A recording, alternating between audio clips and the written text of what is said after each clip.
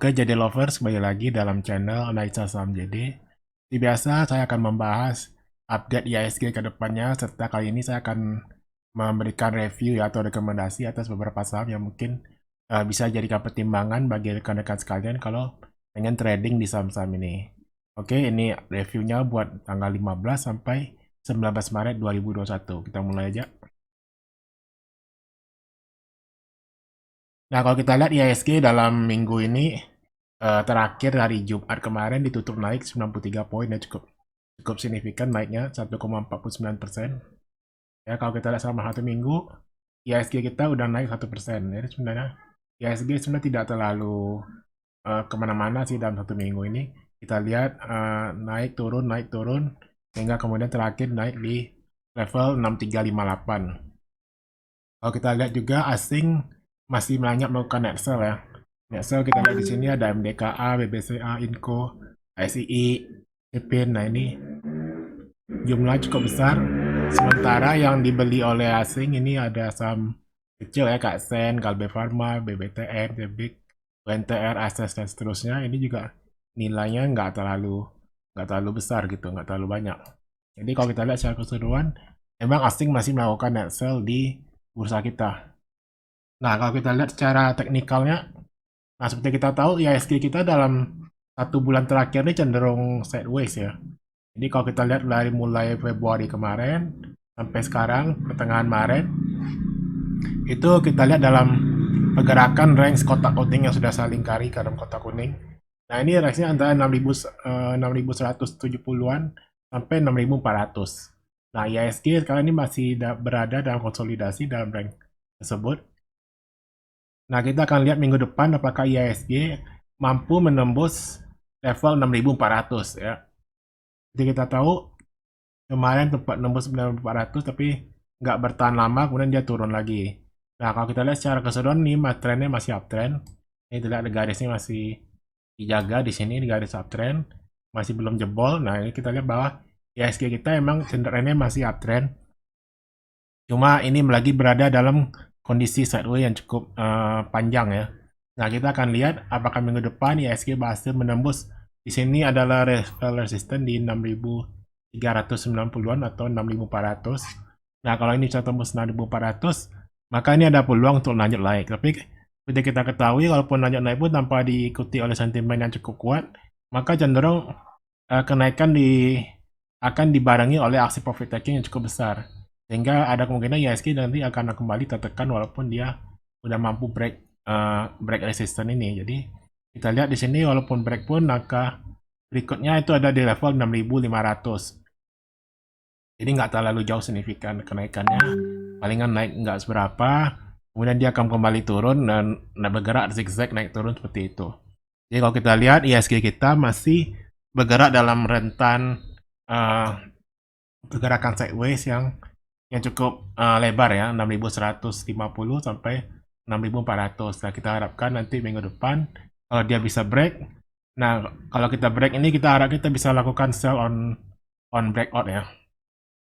Jadi kita nggak lakukan buy on breakout, tapi kita akan lakukan sell on breakout. Karena apa?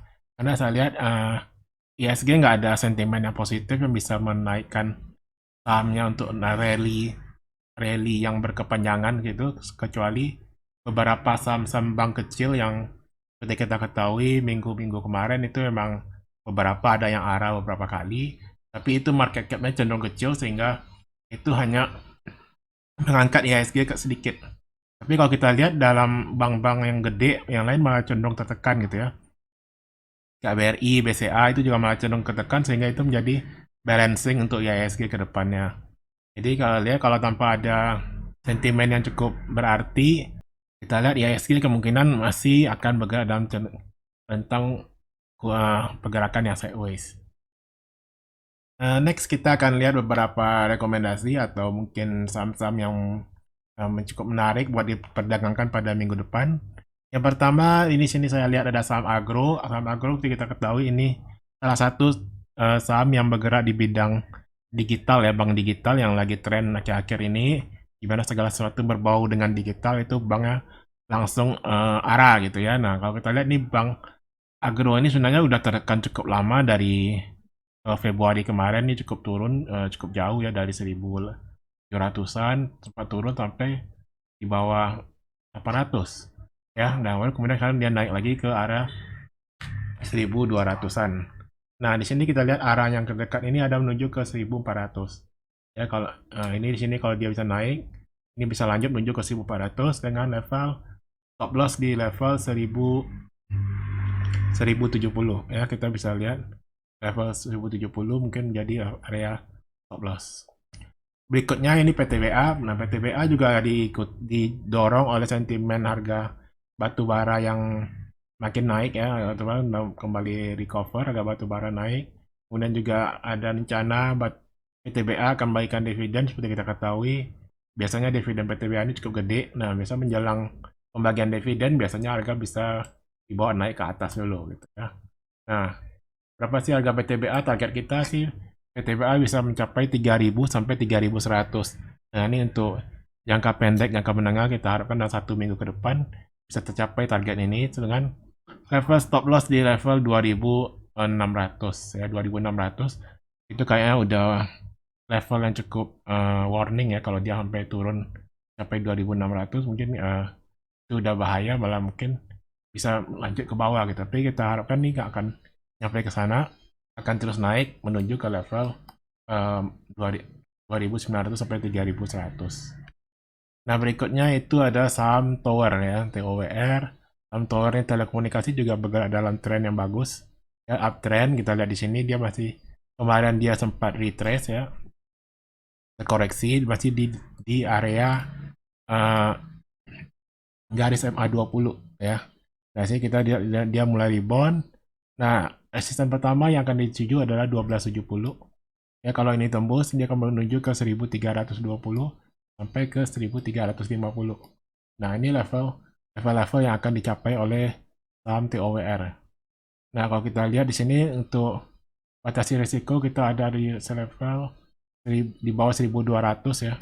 Mungkin di sini di level 1190 ya, 1190. Kalau jebol 1190 mungkin bisa kita akad loss dulu, kita keluar dulu supaya resikonya tidak terlalu besar gitu.